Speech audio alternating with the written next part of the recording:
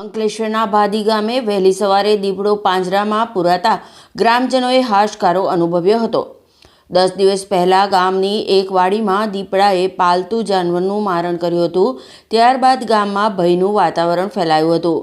ગ્રામજનોની જાણ બાદ વન વિભાગની ટીમે દીપડાને પકડવા માટે પાંજરું મૂક્યું હતું।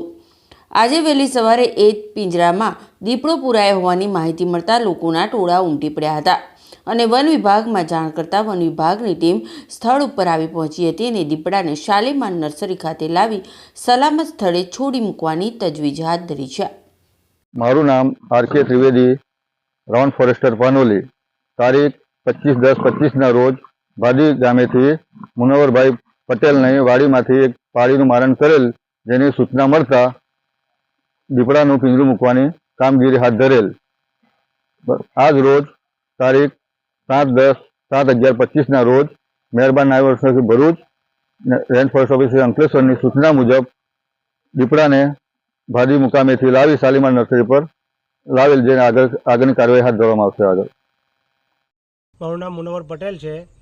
8 થી 10 દિવસ પહેલાં મારી વાડીની અંદર ભેંસના પાળિયાનું મરણ દીપડાએ કર્યું હતું। વન વિભાગને જાણ કરતાં વન વિભાગે પિંજરું મૂક્યું હતું। તો આજે દીપડો પાંજરામાં પૂરાયો છે અને ગામ લોકોનું હજુ પણ એવું કહેવું છે કે સીમની અંદર હજુ પણ દીપડાના આટાફેરા ચાલુ છે। તો અમે વન વિભાગથી એવી આશા રાખીએ છીએ કે હજુ પણ અમને પિંજરું મળે, જેનાથી ગામ લોકોની અંદર રાહતનો શ્વાસ લેવાય અને બીજા જે દીપડા ફરતા છે એ પાંજરે પૂરાય।